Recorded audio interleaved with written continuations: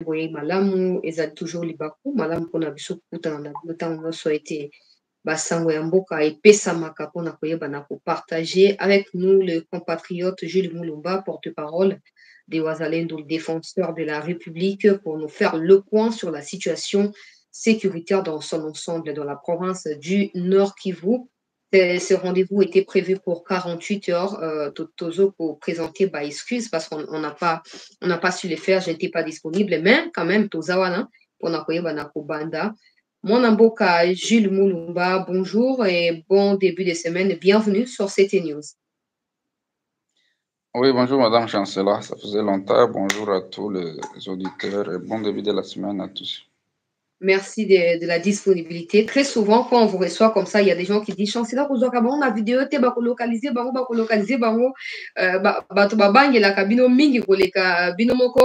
Comment se passe la situation de façon générale avant que nous puissions rentrer dans des questions plus spécifiques et tactiques au niveau du territoire de Massissi? Comment se passe la situation? Oui, la situation,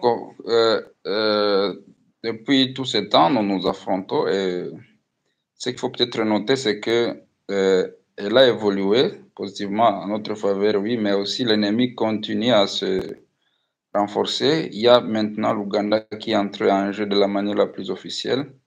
Tous les anciens, tous les militaires ougandais qui étaient ici sous le mandat de l'EAC sont revenus sous la casquette des terroristes. Oh là là. Bien visibles sur terrain, et la population s'est témoignée. Ils se déversent par milliers chaque jour. On note aussi la présence de certains techniciens kenyans et même sud-soudanais. Donc c'est en fait la coalition EAC qui s'est mise en place contre nous, mais nous essayons de les contenir malgré qu'ils sont là avec des armes sophistiquées. Ils ont introduit un système anti-aérien de l'armée rwandaise et ougandaise. Ils ont fait entrer des chars, ils ont fait entrer toutes sortes d'armes lourdes, de mortiers 82, de mortiers 120, tout ça. Donc maintenant, c'est une guerre ouverte qu'ils nous font. Mais quand cela ne tienne, l'objectif pour eux était que ce mois de février finisse après avoir conquis l'entièreté du territoire de Rutshuru et foncer vers le Grand Nord, notamment en passant par Kanyabayonga, foncer vers le territoire de Walikale en passant par Kalembe, à partir de Mweso, foncer vers le site Kivu en allant au-delà de Ngungu, passant par Karuba et Minova, et se rassurer que Goma est tombé parce que il devait se rapprocher plus de la ville qui est déjà asphyxiée et demander à ce que tous les militaires qui sont là se rendent parce que la seule voie qui reste, c'est la voie lacustre que nous partageons avec le Rwanda, où il y a une grande marine en manœuvre du côté rwandais aussi. C'est un peu ça la situation. Nous nous battons depuis tout ce temps et plus récemment, hier, avant-hier, sur les axes stratégiques, notamment l'axe Ngungu-Karuba, et l'axe Minova-Sake, l'axe Sake-Kichanga, mais aussi en profondeur dans les Rutshuru, en groupement de Bambo, en groupement de Tongo. Là aussi, nous avons engagé des actions. Ça fait beaucoup d'informations. Du coup, très cher compatriote porte-parole de Wazalendo, nous voulons avoir la précision. Ça signifie que la présence de l'EAC sur les sols congolais ou des contingents de l'EAC des pays dont vous avez cité ne nous a jamais été bénéfique. Peut-être ça a été une occasion pour eux de faire les repérages du terrain pour revenir aux côtés du M23.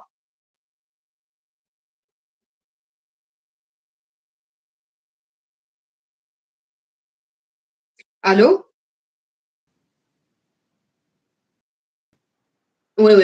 J'ai posé la question, je disais que ça signifie que la présence des militaires de l'EAC sur les sols congolais ne nous a pas du tout aidés, mais ça a favorisé le repérage de terrain pour permettre à ces militaires de revenir combattre aux côtés du M23. Oui, effectivement. Oui, on vous écoute. Oui, effectivement, c'était une mission de reconnaissance. Nous, on n'a pas hésité de dénoncer cet accord au mois mois d'avril 2022. On est systématiquement opposé à ça. Parce qu'en fait, l'EAC, c'est bien ces conglomérats d'aventuriers que nous avait dit Laurent Désiré Kabila. C'est bien ça, l'EAC. Et la concrétisation, s'il faut le dire, de ce plan de l'Empire Hutu vanté par le général Muhoozi Kainerugaba.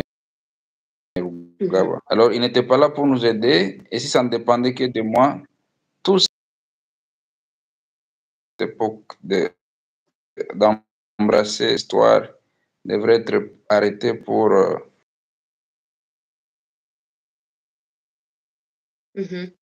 laisser au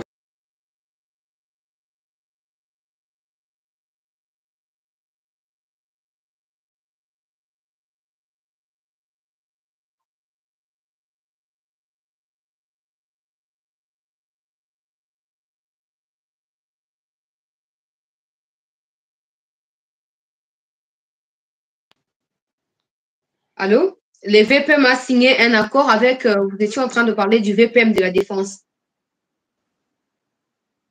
Oui, oui. Il avait signé dernièrement un accord avec le Kenya, introduisant un certain nombre de militaires kenyans sur le sol congolais. Et ces militaires ne sont pas, soit qui s'engagent présentement, ils ne sont pas là pour cette zone d'information, ils sont là pour raison d'espionnage. Parce que le plan, c'est lequel la présence des militaires ougandais au Grand Nord et à Ituri a une autre mission d'apprivoiser la population et la préparer à l'autodétermination. Parce que vous verrez maintenant, ils sont en train même de faire des travaux de balayage, tout ça au profit de la population. C'est pour l'apprivoiser. Et ils attendent. D'un côté, ils sont là avec les FARDC comme alliés. De l'autre côté, ils sont avec les Rwandais comme agresseurs à Rutshuru, Masisi et Nyiragongo.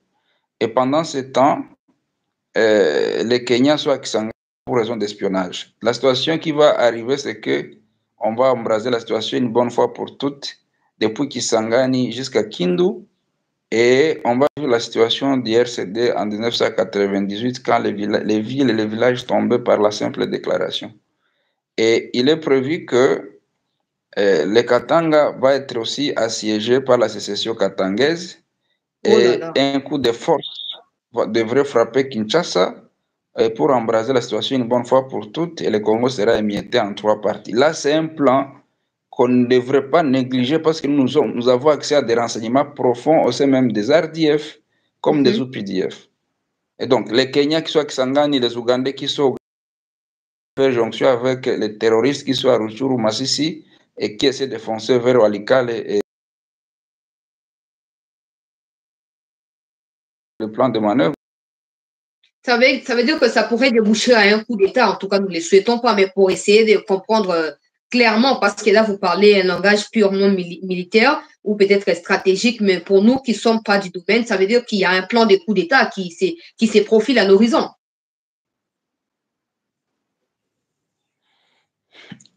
Oui, madame, c'est parce que vous sortez entrecoupé, mais je pense que les techniciens, ils sont peut-être de bonne foi, savent interpréter la situation.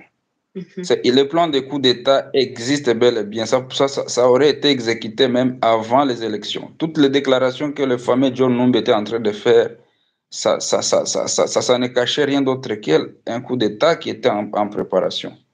Vous voyez les mises en place qui sont en train d'être faites par l'état-major général. Ce sont des mises en place tendancieuses consistant à placer des tops ici à l'Est, des tops qui sont en connivence directe avec John Numbi. Moi, je dénonce clairement parce qu'on en a marre. Ils ont promis qu'ils doivent me chercher par tous les moyens. Moi, je m'en fous. Pour la patrie, nous mourrons. Et on ne meurt qu'une seule fois, mais Dieu est avec nous. Donc, il y a un coup d'État en gestation qui aurait même échoué avant les élections.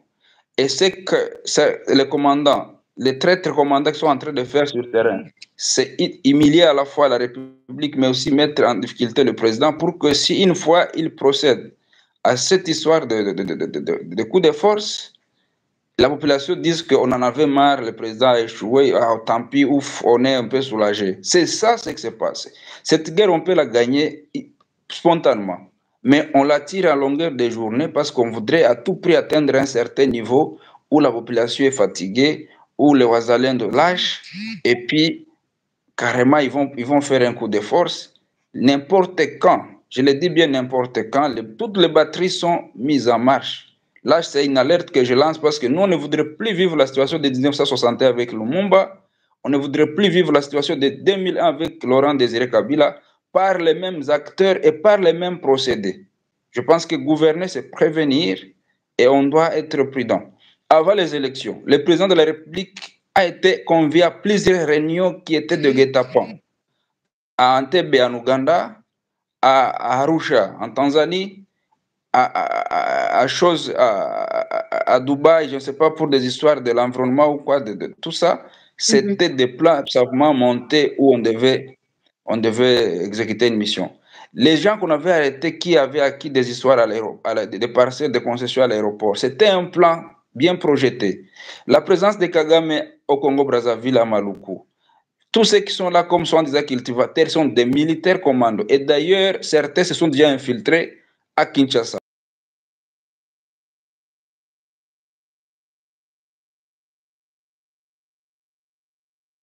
Allô? Il y a un problème de connexion, hein, comprenez ça, chers compatriotes. Allô? Oui, vous parliez des commandos qui auraient infiltré Kinshasa à partir du Congo-Brazza. Oui, à partir de Brazzaville. Si Brazzaville est réellement un pays frère au Congo, il doit éviter de servir l'étranger, l'ennemi qui vient de plus de 2000 km pour déstabiliser. Parce qu'un chaos à Kinshasa avec 20 millions d'habitants, ça va embraser Brazzaville qui n'en compte que moins de 10 millions dans tous les pays. Et ils ne sauront pas gérer cette question. Les Congolais vont se fâcher, ils vont se venger contre le Brazzaville qui ne fait que qui n'a qu'une simple limite du simple fleuve Congo, là où les bons nageurs peuvent traverser même à simple nage. Donc, c'est ça. En Centrafrique, le Rwanda vient de renouveler, de signer un accord militaire avec la Centrafrique, et les militaires rwandais et quelques recrues M23 et UPDF sont prédisposés à pénétrer. On vous a dit qu'il s'agit de Séléka, faux et archi-faux. Ce sont des Rwandais qui veulent embraser la situation dans la Grande Orientale en passant par la Centrafrique. Il y a un autre front qui se projette sur la province de Litour et en passant par le Sud-Soudan. Tout ça, c'est bien calculé. Et c'est nous qui devons jouer à l'anticipation. L'anticipation consiste à écarter tous ces traîtres qui sont bien connus avec preuve à l'appui, avec évidence, qui sont à l'état-major général, qui sont au cabinet de chef de l'État comme, je ne sais pas, des conseils militaires ou ma maison militaire, je ne sais pas quoi, qui sont à la force terrestre. C'est Fall qu'on nous a amenés ici à l'Est. C'est un grand traître, il nous met la vie en difficulté. Il nous bloque en tout. Vous parlez de Fall Sikabwe, chargé des opérations? Oui, chargé des opérations, qui est même commandant force terrestre. Là, je le dénonce ouvertement parce qu'on en a marre et on ne voudrait pas l'affronter frontalement parce que ça serait causer de la honte à la République. Qu'on prenne des dispositions qui nous écartent Fall. Ce n'est pas seulement nous qui nous plaignons, même les alliés du gouvernement. C'est parce qu'ils ne peuvent pas le dire tout haut, mais ils se plaignent de la complicité de ces messieurs, toutes les manœuvres qu'on planifie. Donnez-nous un exemple spécifique, par exemple de la cohabitation, de la collaboration entre vous, VDP Ouazalendo, et les forces armées qui sont dirigées par Fall Sikabwe. Qu'est-ce qui a cloché? Qu'est-ce qui n'a pas bien marché qui vous pousse à proférer toutes ces informations? Fall tient des réunions régulièrement, il dit qu'il n'a pas besoin de nous et à un moment donné, il nous a menacé de quitter les premières lignes de front. Ça, c'est officiel, il n'y a pas à cacher. Les participants à ces réunions sont là, ils peuvent témoigner. Ça, c'est un. De deux, dès sa présence sur le terrain à Goma, vous savez qu'ils ont d'abord commencé par créer des folles rumeurs contre le gouverneur Chirumami, en fait, de le virer. C'était l'objectif parce que leur réseau mafieux, depuis Kinshasa, ne voulait pas de Chirumami qui est un patriote. Il a fallu créer des rumeurs dans les réseaux sociaux pour qu'on les bouge et que Fall s'installe. Il arrive, il dit, première chose à faire, je n'ai pas besoin de Ouazalendo. Je ne leur donne rien comme munitions, ni armement, ni ratio. Vous comprenez? Ils doivent dégager. Ce sont des forces négatives. Ça, c'est un. De deux, toutes les manœuvres qui sont planifiées, Fall les retarde toujours 48 heures, 72 heures. Et pendant qu'il retarde ça, l'ennemi frappe. Dernièrement, il a donné l'ordre, alors que Sake n'était même pas encore menacé. Il a donné l'ordre, il y a 2 semaines pratiquement, que les FARDC qui étaient entrés en profondeur dégagent et que les avions allaient frapper. Et là, on a tétanisé nos éléments qui étaient à Karenga, qui étaient à Tabi, qui étaient partout là en profondeur, au-delà de Sake, à plus de 15 km. Et on a dégagé au motif que les avions allaient frapper. Les avions n'ont jamais frappé, madame. Vous comprenez? Ça sont des évidences. Hein? Hier, nous avons manœuvré pour contenir la menace sur Sake. On a interdit aux FARDC, même à l'artillerie FARDC de nous appuyer.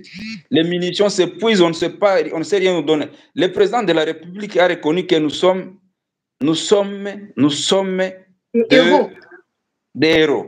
Dès lors que le chef de l'État le prononce, personne d'autre ne peut nous contester. Qui est FAL, qui est le chef MG, qui est la maison militaire, qui est le VPM Défense pour qu'ils nous contestent et nous mettent en difficulté. Là, on en a marre, on dénonce tout haut parce que nous, on ne va pas céder. Même si l'ennemi pénétrait en profondeur du Congo, nous, on va continuer à nous battre pour nos terres, n'en déplaise aux traîtres. Et c'est que chacun se remette en question parce que si cette guerre ne finit pas, c'est parce qu'il y a la complicité à haut niveau depuis Kinshasa. Madame, imaginez-vous, le président a situé la coordination nationale de la réserve armée de la défense. Depuis 3 mois, ils sont toujours en difficulté.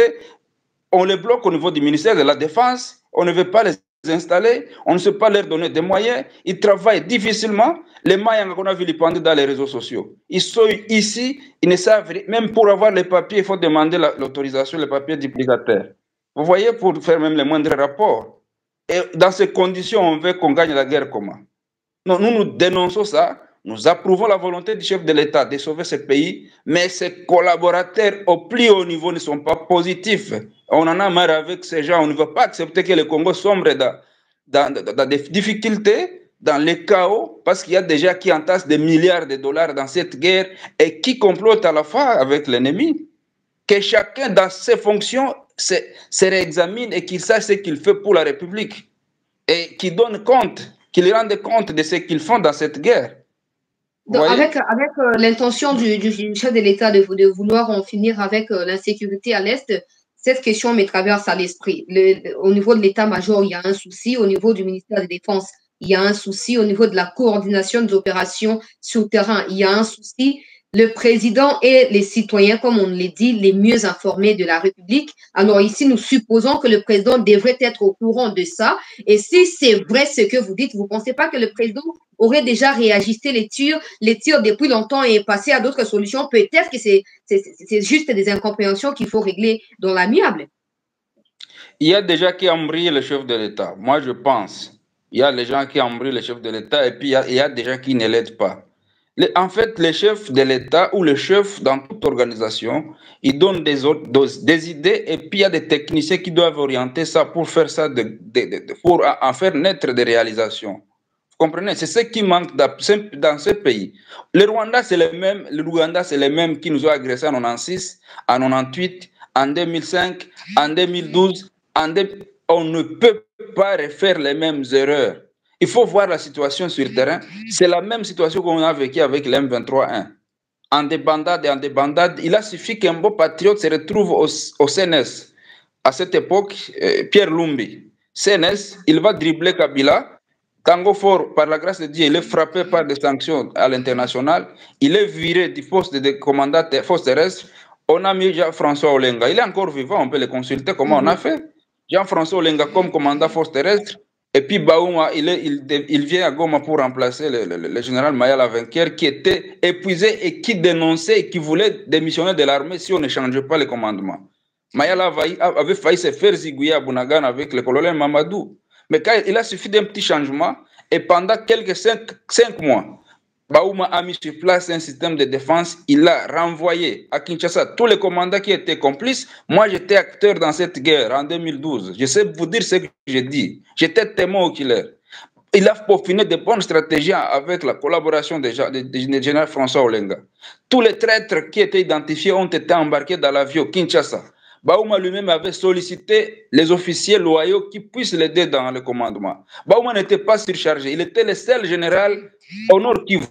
depuis Bweremana, à la frontière avec le Sud Kivu, jusqu'à Iringeti, à la frontière avec l'Ituri. Il était le seul général et ne travaillait qu'avec les services, notamment le bureau 1, qui était animé par le colonel Sokololo, le bureau 2 qui était animé par le colonel Chirimami, le bureau 3 qui était géré par le colonel Bikoko, le bureau 4 et le bureau 5. Un point très. Mamadou était là comme commandant de la force spéciale, toute une brigade spéciale. Et on a peaufiné des stratégies dans 5 mois et on a lancé l'offensive une bonne fois pour toutes. Pendant qu'on était à Kampala, à Nyamunyonyo Hotel, n'est-ce pas, avec Crispus Kionga, ministre de la Défense ougandaise à l'époque, comme facilitateur désigné par Museveni, nous on peaufiné de bonnes stratégies. La diplomatie avait prouvé ses limites, le terrain a dicté la logique, et la SADC nous a appuyé en artillerie. C'est seulement 10 jours qu'on a quitté 3 antennes au niveau de Kibati. Dans 10 jours, on était à chose, on était à Chanzu, madame. Vous voyez? Alors que l'ennemi venait même de récupérer 4000 tonnes de munitions à Goma au mois de novembre 2022, qui lui était abandonné par la complicité de la haute hiérarchie FARDC à cette époque, avec Tango Fort comme commandant force terrestre. Là, je sais vous dire toutes les vérités parce qu'on en a marre. Ce ne sont pas les mêmes traîtres qui sont censés occuper les mêmes fonctions, comme si la République leur appartient. Nous sommes tous nés après 9 mois de conception, nous devons jouir des mêmes avantages, et s'ils ont failli, ils doivent dégager et nous, on va sauver le pays. Mais qu'est-ce qu'il faut faire? Parce que leur présence dans des postes où ils se retrouvent actuellement justifie de la confiance qu'ils bénéficient de la part du président de la République. Qu'est-ce qu'il faut faire? Est-ce qu'il faut changer tout le monde au même moment? Qui d'autre on va remplacer là-bas? Est-ce que maintenant il faut laisser au Wazalendo dicter au président ce que le président est censé faire en termes de nominations? Qu'est-ce que vous proposez? Parce que vous êtes sur le terrain, vous les vivez et vous connaissez la réalité. Ce n'est pas ce que nous disons, nous ne dictons jamais au chef de l'État. Mais je pense que lui-même est en train de comprendre que l'opprobre qu'ils sont en train de jeter sur la République et son honneur en dépend. Nous ne voulons pas voir la République agenouillée chaque fois. Nous ne voulons pas voir la parole du chef de l'État être chaque fois ignorée par les exécutants. Je dis pas que tout le monde, donc, le président a hérité un système de Kabila, il faut le dire clairement. Ces généraux 2 étoiles, 3 étoiles, 4 étoiles sont tous les produits de Kabila. Il y a des gens qui ont signé le pacte avec lui. Et s'il faut vous dire vrai, l'armée congolaise, nous la maîtrisons très bien. Elle est subdivisée en 4 catégories. Si vous le voulez que je vous le dise bien. Il y a les officiers pro-Kagame, pro-Museveni, qui sont injectés au Congo à partir de tous les mixages, toutes les négociations, San City, Amanile, je ne sais pas quoi. Il y a les officiers fidèles à Kabila. Ce sont des officiers qui ont été façonnés par Kabila, et la plupart de ces tendances, je ne sais pas, Katanguez ou quoi, je ne sais pas. La 3e catégorie sont des officiers affairistes qui sont là pour se taper des millions, acheter des villas en Europe, et ils s'en foutent du reste. Même si le Congo pouvait être balkanisé, ils s'en foutent parce qu'ils ont déjà leurs enfants bien installés dans des villages, je ne sais pas où, et des millions dans des comptes, des milliards, pourquoi pas. Il y a la toute dernière catégorie des patriotes. Ces patriotes sont ignorés. Ils ont été longtemps inhibés par Kabila. Ils ont été bernés par Kabila. Ils ne sont pas trop visibles. Et vous n'allez pas les retrouver trop souvent parmi les lieutenants généraux. S'il est parmi les lieutenants généraux, il est clochardisé, il vit la médiocrité parce qu'il n'a pas été récompensé au même titre que ce traître. Vous ne pouvez pas les voir parmi les généraux-majors, ils sont rares. Vous allez les retrouver au bas de l'échelle, soit colonel, pendant 20 ans, 30 ans, il n'est jamais monté de grade. Et la République peut compter sur ces gens. Parce que nous, on ne réclame rien, nous, le Wazalendo. Nous accompagnons le gouvernement et on ne peut qu'accompagner une armée loyaliste, républicaine, bien ficelée. Mamadou l'a fait après plusieurs humiliations par les mêmes traîtres. Baouma l'a démontré. Et c'est la même armée qu'on a utilisée. Ces FARDC sont combatifs. Moi, je vous dis, ces jeunes gens qui sont en train de terminer la formation, on est en train d'engager avec qui ils sont combatifs. Mais qu'est-ce qui se passe? On crée pour les faire zigouiller par dizaines et créer le traumatisme et la psychose dans eux, et c'est ce qui les anéantit. Je vous dis, il y a un régiment ici dans les Buito, 03e régiment. C'est un régiment dynamique. Nous avons tenu tête haute devant l'armée ougandaise. On les a tués en masse dans la chaîne de Gaza, autour de Katsiru. On a même capturé, autant vous avez vu, des militaires rwandais qu'on a capturés, et même des Ougandais, n'est-ce pas? C'est avec un régiment organique de 1200. Mais comment voulez-vous qu'on gagne la guerre alors que les commandements depuis Kinshasa, c'est qu'on a au moins plus de 10 régiments ici qui n'ont même pas 200 hommes par régiment, alors qu'on devait avoir 1200. On a 10 régiments qui ont 2000 hommes au lieu d'avoir 12 000 hommes. Et là, Kinshasa, on justifie les fonds, les salaires, la ration, la dotation pour tous ces gens. Ça va où cet argent, toutes ces munitions, toute cette ration? C'est ce qu'il faut demander à l'inspectorat général des FARDC. C'est ce qu'il faut demander à l'état-major général. Moi, je sais vous dire 34-11, 34-12, 34-13, 34 patati patata, 200 militaires pour un régiment. Un bataillon avec 50 hommes, ça n'existe nulle part au monde, madame. Même les alliés que le Congo invite ici se moquent de nous. Et ils engagent 700 hommes comme bataillon. Le Congo vient engager, les FARDC nous amènent 50 hommes bataillon. Ça signifie quoi ça? Et comment on peut gagner cette guerre? Vous voyez? Alors, en tout cas, c'est triste c'est ce que vous vivez là-bas parce que vous avez consenti de défendre la République. Vous n'avez pas des salaires, malheureusement, comme ces généraux-là qui détruisent tout au sein de l'armée. Mais nous posons la question, pour quelle finalité vont-ils faire ça? Ou pour quelle finalité sont-ils en train de faire ce que vous dénoncez?